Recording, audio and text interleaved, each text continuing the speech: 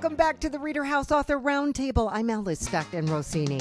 On today's show, the author of a bilingual poetry book, a mother of 5 and Air Force reservist, takes us to an alternate universe. A self-made man asks us to prioritize our lives, and a former pastor preaches his truth on dispensational theology. But first, once again, we're talking about healing through writing. It's something Kimberly Burhite knows all too well. She's kept a journal since middle school, but instead of writing about her hardships, she's channeled her emotions through the story and characters she's created for her book, Passion Through Conviction. So, Kimberly, you started writing this book while you were dealing with a difficult pregnancy. Yes. So when reality hit us of the situation, I just felt like I needed a way to vent those emotions and bring those emotions to life of how I felt and what was going on in our life at that time. I used my own personal experience and scares with our son to bring the emotions of having complications in pregnancy that the character is going through. I wanted those feelings to be real for the reader.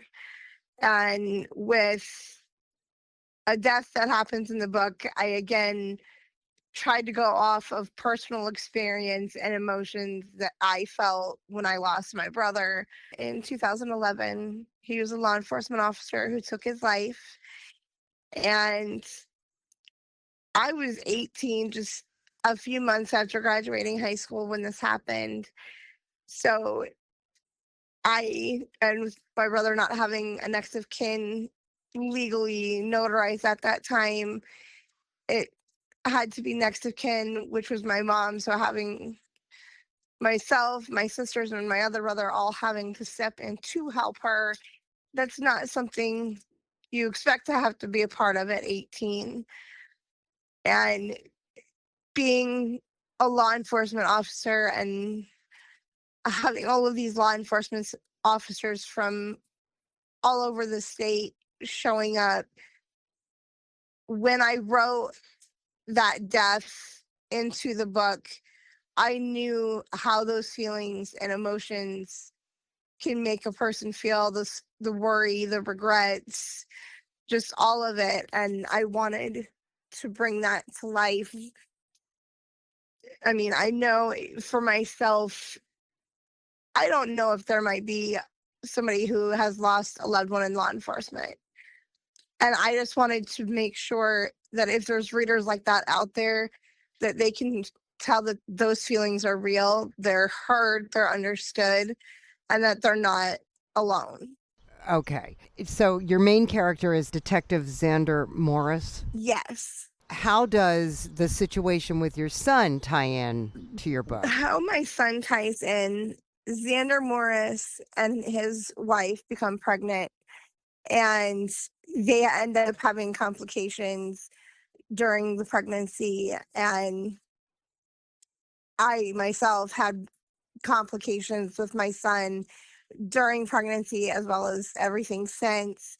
And so being a parent who had complications, I felt like I could really truly bring those feelings alive and be able to have readers connect to those emotions, because there's a lot of women, unfortunately, that do have struggles and medical emergencies during pregnancy. And I just wanted to bring light to that. In terms of your son being born and, suffering renal failure, and you're with him through dialysis for the last 3 years, were you writing during that time? So at the time I started working on the book, what is back in 2024.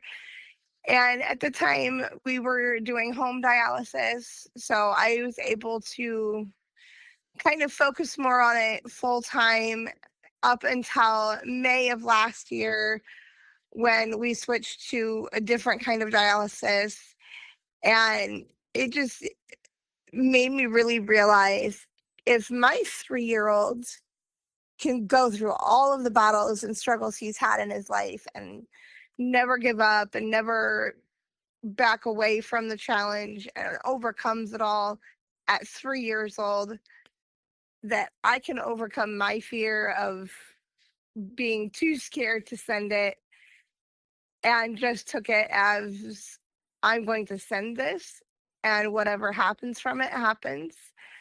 But I wanted, in that moment, I wanted it to be something that my kids could look at me when they get older and be like, my mom didn't give up no matter how scared she was, and she went through with it, and look how proud we are of her for having that accomplishment.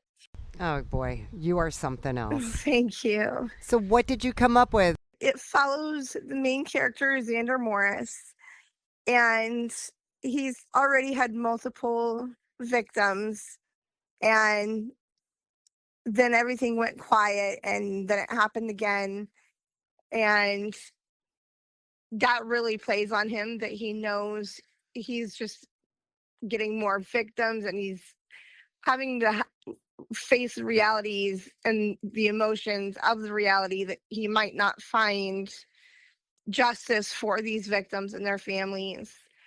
But because of how public the story has become with these deaths, the journalist following it is an old flame of his, and their relationship rekindles through her also working on a story of these victims. What happened? There is a serial killer that goes after children, and it's already happened multiple times, and then it has happened again after not having anything more in between that time. And he gets very frustrated and angry with that because he feels like they should have caught the killer already. And through investigation and questioning of witnesses, they do find the killer. That killer ends up going to prison and dying in prison. Then killer's brother comes to light and thinks that he's avenging his brother's name by going after people and loved ones that Detective Xander Morris loves and cares about. Okay. Very dark. Do you wrap this up at the end, or is there a sequel? We have, between we, I mean myself and my husband. He's kind of my second wheel. He lets me bounce ideas off of him like crazy, and we have been throwing around ideas of a sequel to this book. We also have several others that I've talked to him about that could potentially be future books as well. Okay. Now, are you in any kind of position to promote your book? Yes. So I have made public on my own personal social media to all of my friends and family, and they have spread toward the word to other friends and family of theirs. On YouTube, it's been advertised. It's also been on several book medias online that advertise the book. So it's been very exciting. Okay, so this has been a great experience for It you. has. It absolutely has. And I was very nervous in the beginning, but with the publishing company that I'm working with, they have been great in helping me through all of this. Wow, and you doubted yourself, and now you feel like you can keep going. Absolutely. You are Kimberly Burhite, author of Passion Through Conviction. Thank you so much for talking with me. Thank you for taking the time to do this interview with me. Evelyn G. Marchany García is a chemist with a master's in business who works in the pharmaceutical industry. She's also a poet who never had time to publish her work until now. Her book, From Within, is published in both English and Spanish. Now, you've been writing poetry for some time, right? Oh, I started writing when I was a kid. My great grandmother, my grandmother passed when I was still in my mother's belly. So my great grandmother took care of us when we were growing up, and she was a Spanish teacher. She was from Spain, and she taught me how to read and how to write, and she was an amazing writer. So I guess she provoked that to me. So I'm writing from very, very early in my youth, probably 7 years old, 8 years old, I don't know, very young. And yeah, that's how I started writing. It's part of I love writing. It's part of my communication style, probably is through writing and through poetry. Yeah. So you had all of these poems laying around and you decided to put them together for your book? Yeah, so I have one there is a poem there that I wrote actually when I was 9 years old. And so I have been keeping them, right? So I have all these notebooks and everything in writing because I took any piece of paper and write it down. And one day, long time ago, I just started putting into printing and I put it on a box and then I stopped, right, for some years. And in the past few years, I retook, the writing, started writing again and putting them together. And then just one day I just decided, you know what, I always wanted to publish, but I never kind of took that first step. And just one day just decided to send it out for different publishers, and I got back from a couple of them, and that how we started saying, okay, well, this seems like this is something good. And I just joined Page Publishers to took my job and help me with it. So it was in Spanish originally written because that's my main language. But then I translated it as part of the project to make sure it was accessible to other people in English as well. Does it translate well? Is I mean, I did it myself, so it's as best as it can be because some of the words are more beautiful in Spanish. It's very hard to translate the words, and the sentiment you can, but the words are unique in Spanish. So when I write in English now, because I also write in English, it comes more, you can see the beauty on the words in English that I chose because it's naturally coming out that way Yeah. versus translating it, right? So that's the only challenge that I would say brings from Spanish. Just the beauty of the Spanish words are hard to translate sometimes. I'm more familiar with Italian than I am Spanish, but Hmm. one word just sums it up in a way that Exactly. no three words in English could. You know what I mean? Yes, yes, You yes. know? And it's like in Italian. I'm learning it. I'm trying to learn a little bit of Italian, but it's a Romance language, right? So that's Yes. how it's called. It's coming from the Latin Romance language, and it's because of that. There's romance on the words and beauty of. Some words are just poetry itself, the way they are Yes. in existence. I'm just curious, is there a word Yeah. that was particularly difficult to translate from Spanish? To be honest, even though it's from within, it's a great example. Like when I read in Spanish, there's the mi interior, which is from within, but the way it expresses itself is so different. Yeah. Yep.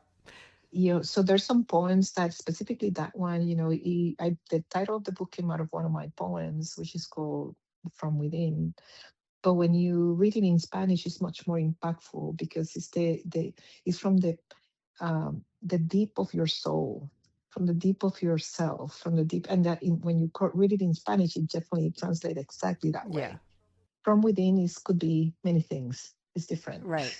um, yeah, but I tried my best to translate it in a way that was the essence and my style wasn't affected. That's what I didn't give it to anybody to translate. That would take away a little bit of my style, I would say.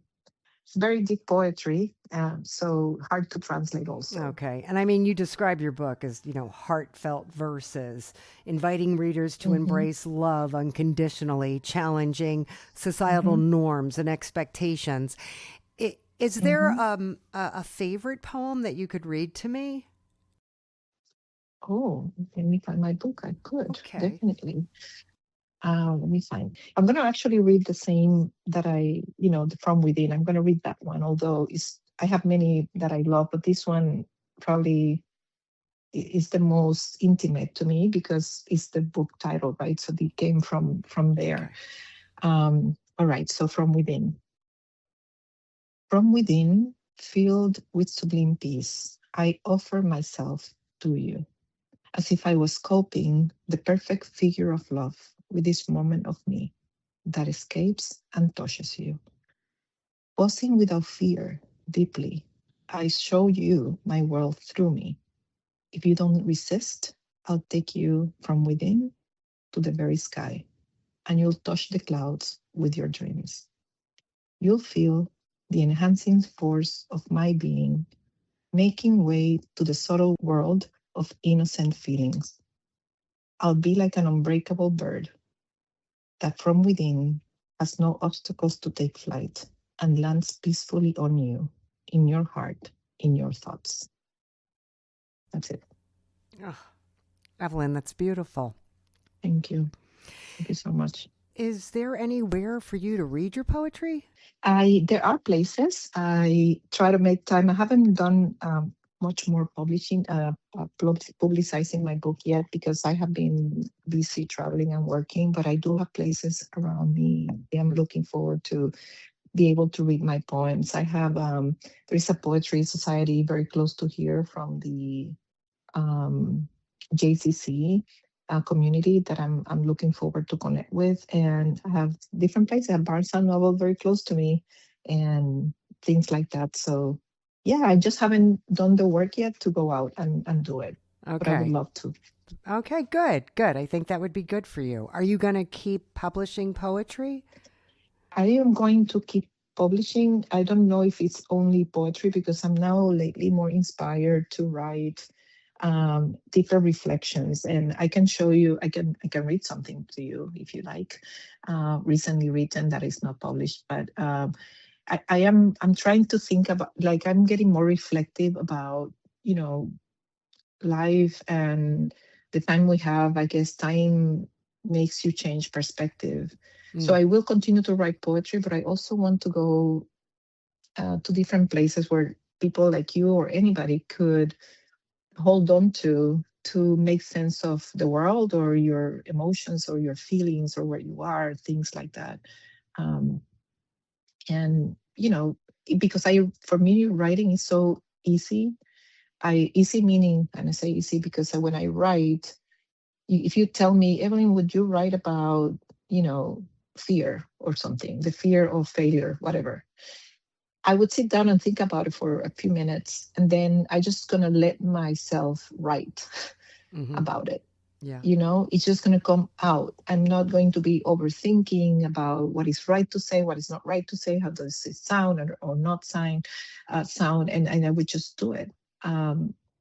So let me find. I'm trying to. I wrote a poem recently, not a poem, a writing about my country. I'm Puerto Rican. I love Puerto Rico.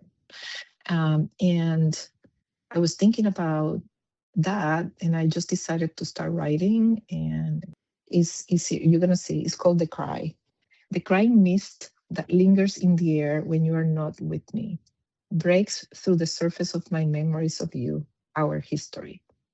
It is not that you left, but that we were teared apart by events that took away the gifts we were given. I am reaching towards the core of your intimate self, that origin of our existence, seeking the roaring of the stone built by your dark soft hands. You're always here. All of you is here in me, but far from me.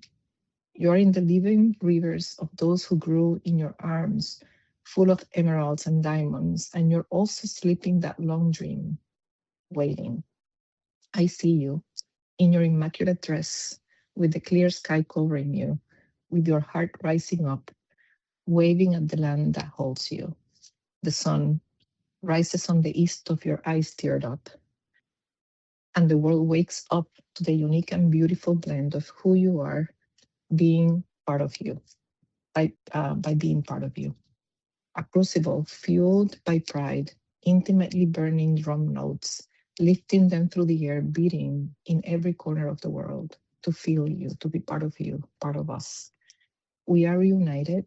We are here. Our history is not forgotten. It is our cry that sustains the foundations of your existence because it is our story. It is who we are. It is who we'll always be. That's my. Evelyn, that sounds like a song, right? Thank you. It does. Yeah.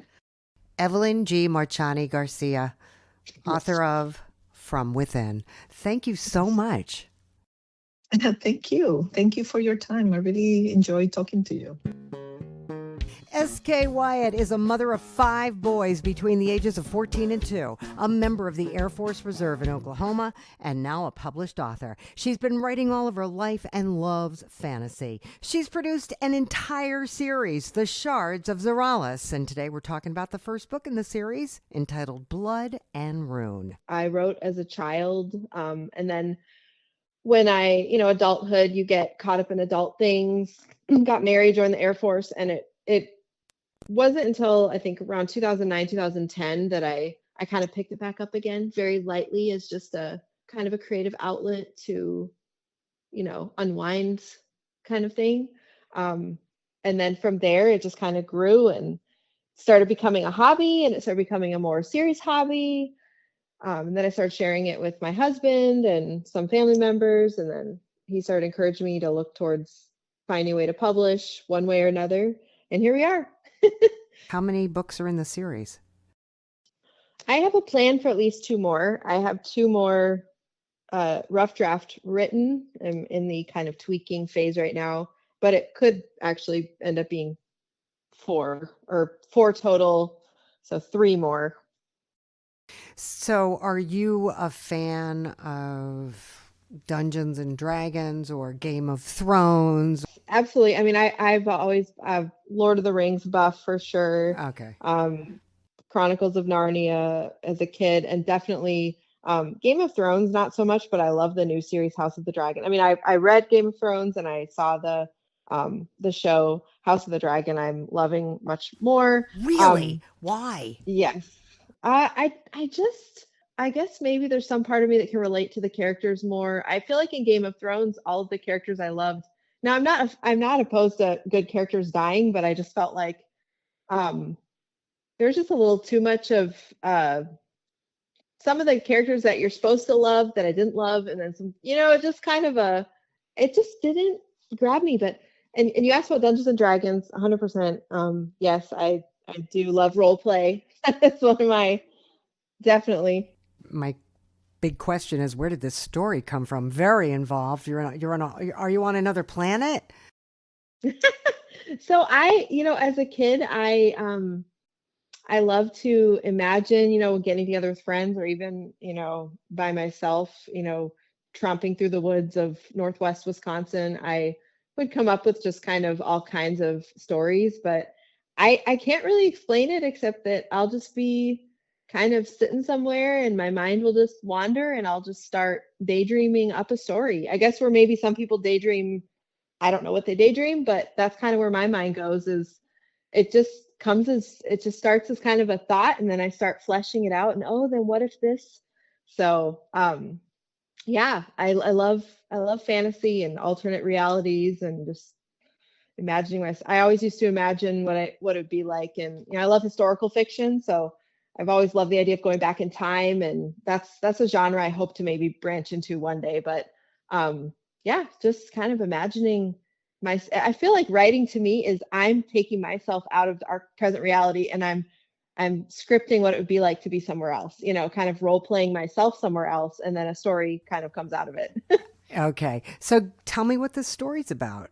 So in a nutshell, it's obviously the first book in the series. So I'm trying to do some world building and introduce readers to the world, or the realms of Kel Rava. And basically it follows 3 youngish characters. It's first person narrative, so the chapters kind of hop from perspective to perspective. But basically you've got this realm that is kind of monitored by wardens or guardians, one of whom was cast out eons ago, and his destruction basically resulted in himself being split into shards, hence the shards of Zoralis, and that's the guardian. So this book kind of enters in the modern of this realm, where one young man finds a shard, and it kind of starts being changed by it, though he doesn't really realize it at the time. You have another young man who is a war chief just trying to defend his people from some of the shadows that are around him as a result of all of this that's happened ages past. And then kind of what I consider the main character is Amryn, who is a young woman who is whose father had started her in warrior training, but then disappeared, and she's still pursuing that path, even though it's kind of forbidden to her. So it kind of follows where the three destinies intersect.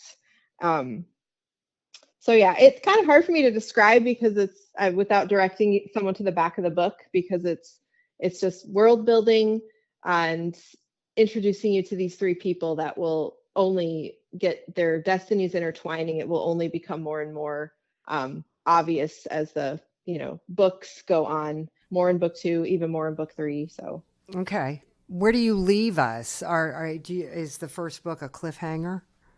Yes. And do they all meet each other? Do they all?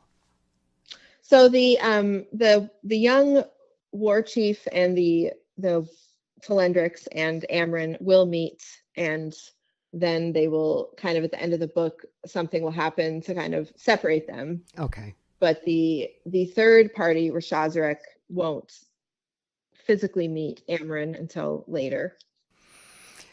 So my next question is, when you go out, how do you talk about this book? What are you thinking of?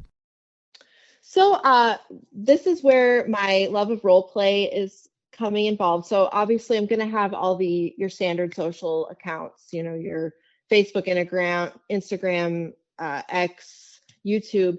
But what I have in mind to do, which I feel like might be a little more unique and is something I'm really passionate about, is kind of interfacing with readers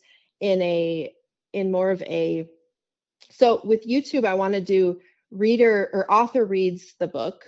So where I basically will read the chapters and then kind of snip those into shorts as well. And then I also want to, I'm a gamer and I do role play. So I also want to set up a Discord server and eventually kind of invite my readers in to even role play the characters with me, or, let's say this happened in a chapter.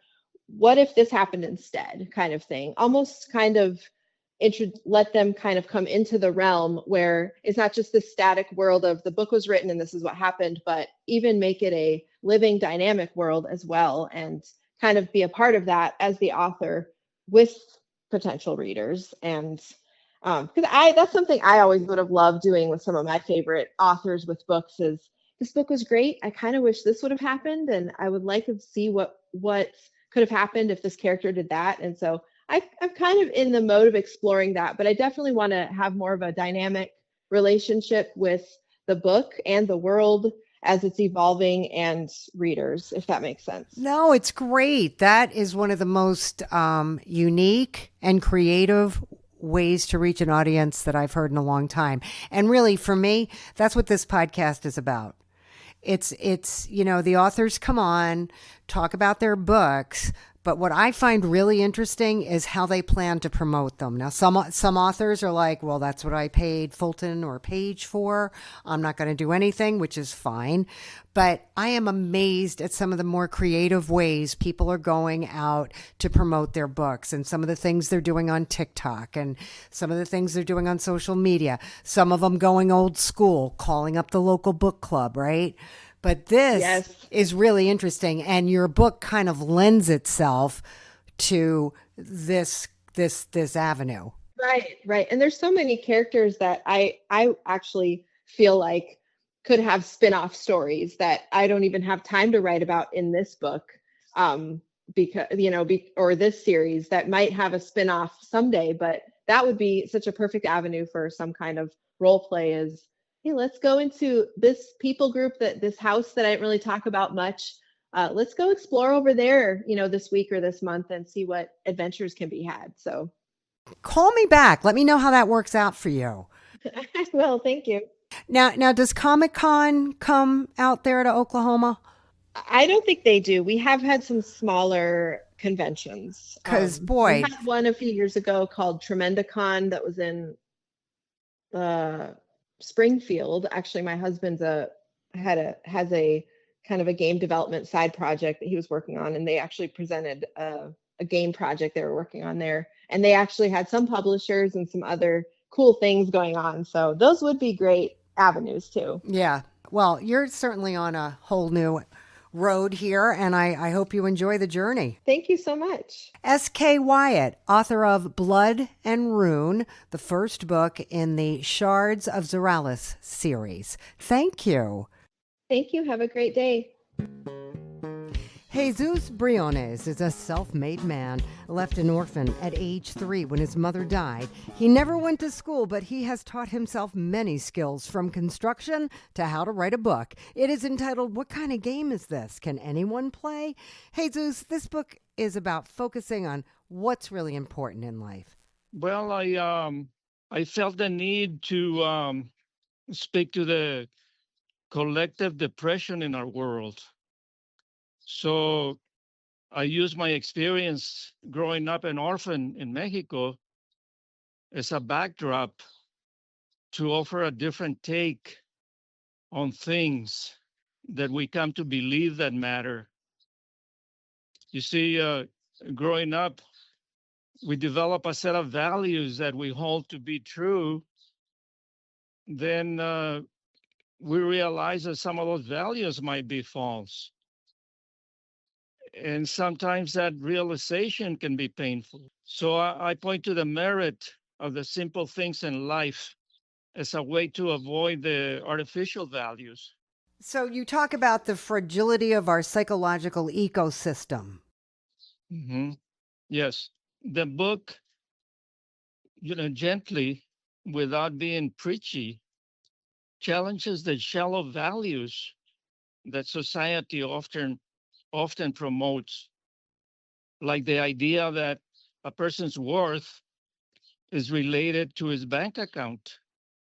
So I use my experiences in life to illustrate that, to illustrate the how artificial some of those values are. The book questions materialisms and seeks to encourage human worth, humility, and meaningful connections. Those what I propose are the real values, and not necessarily the balance on your bank account. How do we incorporate those values into our lives? Well, that's what the book is about. What's your suggestion in the book? Well, one of the suggestions is that anything that an individual does in life has to have at least 3 components: the component of ethics, a component of service, and a component of compassion. For instance, especially today when we're constantly bombarded with all sorts of information from the most basic to the most significant and everything in between, from politics, religion, the media, etc. Everyone has an agenda. So how does one know who to trust? So that's what I speak to. How do we know who to trust? You see, if you lay it out too plainly, then it loses its magic. You have to read the book, and you have to find the message therein. Because if you that's the failure of a lot of other people that want to communicate these things, that if you lay it out too plainly and you don't look for it, then you never find it, you never see it. So you're saying you have to look for the message. It's in the book. Correct. For instance, the magic in any book is when 2 or more people talk about some of the things in the book. It's not unusual that you read something and you never get it. You never see it.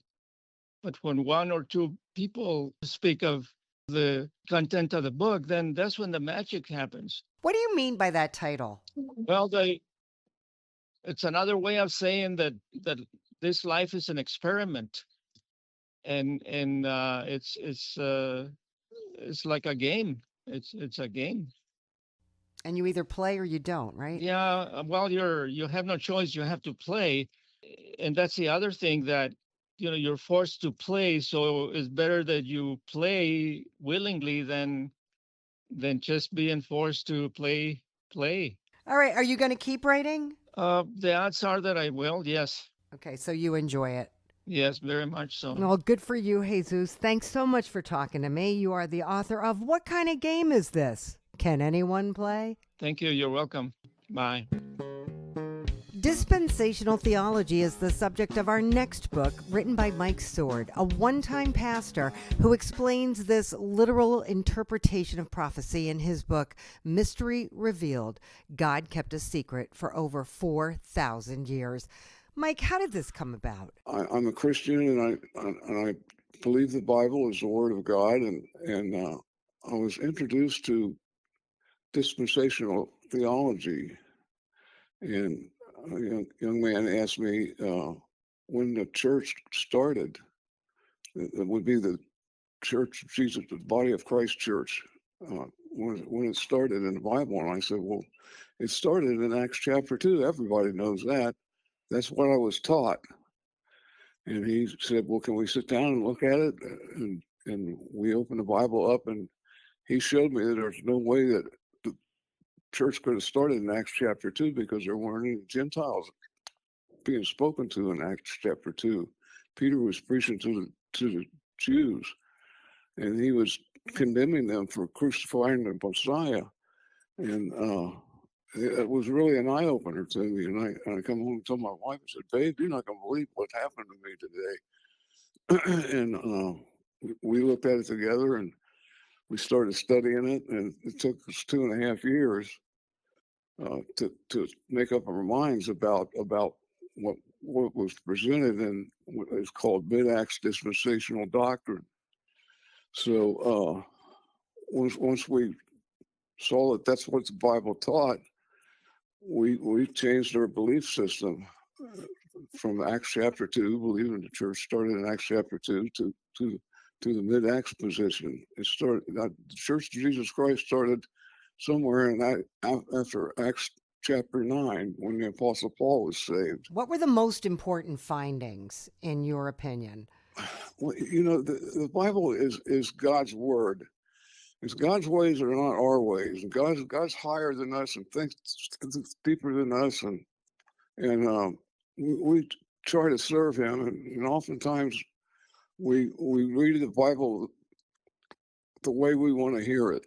We don't let the Bible teach us what God is trying to teach us. We just take out of it what we want to hear, and they form denominations. That's why you got so many denominations. You got Church of Christ to believe you got to be baptized to be saved, and then you got Baptists who say no, baptism is just an act of obedience, and it's just on and on and on. There's one church says pastor can't be divorced, and the other church says no, it's all right, he can be divorced.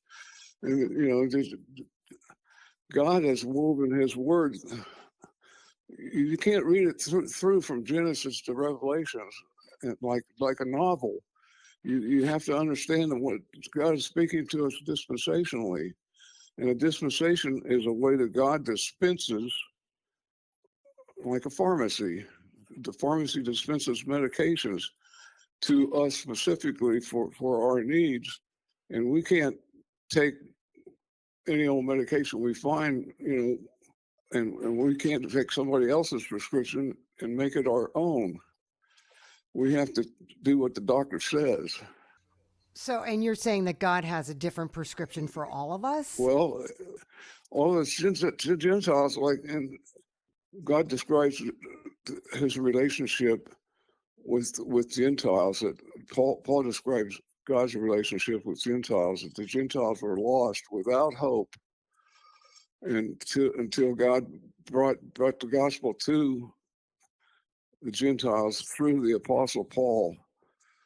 Then they had opportunity to become saved, have their sins forgiven, and go to heaven and spend eternity with God. But before that, they were without hope. And the Bible is written, most of the Bible is written to the Jewish people.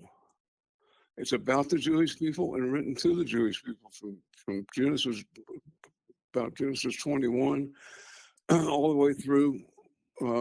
Jesus came and ministered to the Jewish people.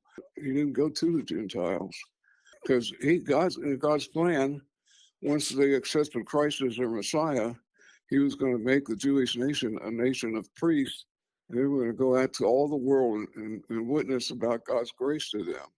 But they didn't accept Christ as their Messiah because they wanted a conquering hero to come in to be their king, and they didn't want a carpenter's son to be their king. And the Bible teaches that in the virgin birth, God incarnated as man, but he was raised by a carpenter's son, and he learned carpentry as a trade. So you're saying this is the word, and that all of the other religions and all of the other beliefs. I mean, non-Christian beliefs like Buddhists and Hindus, that's right. Christianity is the way to God, to have your sins forgiven and go to heaven and be with him. You're not going to find it through Hinduism or Buddhism. So are you in a church, or are you in a religious organization? Well, we go to a grace church. Okay. Do they know that you wrote this book? Yes. The mystery is a secret that God kept for 4,000 years. Abraham didn't know this secret. God didn't tell Abraham. Noah didn't know it. The Jewish prophets, Ezekiel and Daniel, and Jeremiah and Isaiah, they didn't know this secret that God kept. Are you going to keep writing, Mike? Well, I'm 78 years old, so I've been asked if I got the second book in the oven, and I'll be rolling that around and after I get comments on this book to see how well received this book is. Okay. All right. So that's a maybe. Maybe, yes. All right. The name of your book is The Mystery Revealed. Right. And the subtitle is God Kept a Secret for Over 4,000 Years.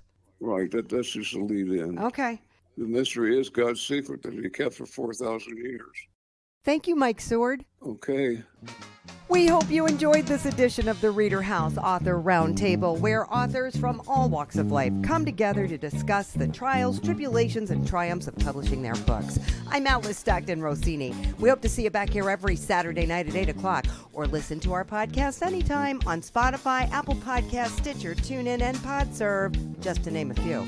The Author Roundtable is sponsored by ReaderHouse Online Bookstore, where independent new authors come first.